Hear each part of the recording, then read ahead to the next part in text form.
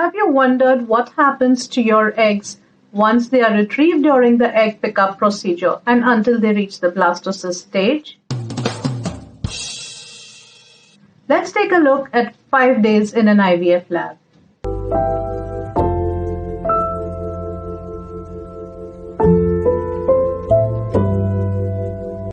The day of egg pickup is considered as day 0.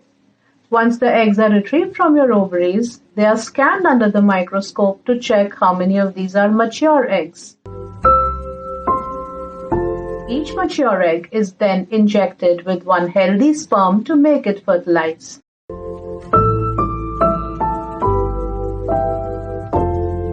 Sometimes not every egg may be mature.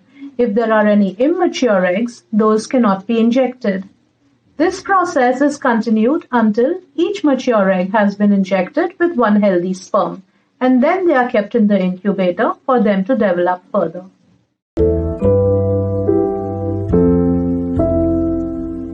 The next day, that is the day after the egg pickup, is counted as day 1. On this day, the embryologist does a FERT check to see how many of the eggs have successfully fertilized. A successfully fertilized egg will show 2 pronuclei or 2PN, and that is why this is called a 2PN stage, and the lab will update you about how many eggs have reached the 2PN stage.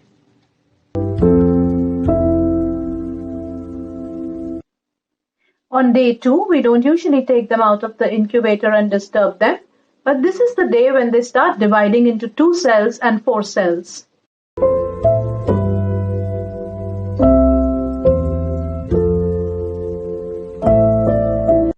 By day 3, the embryos have further divided and reached the 6 to 8 cell stage. On this day, the embryologist will grade the embryos and segregate them according to quality.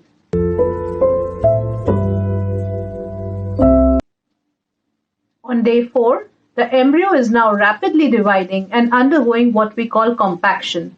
It's dividing into multiple cells. It is a very dynamic stage. We usually don't take it out of the incubator and disturb it. This stage is called the MORULA stage, and we leave it uninterrupted in a resting phase so that it can grow further.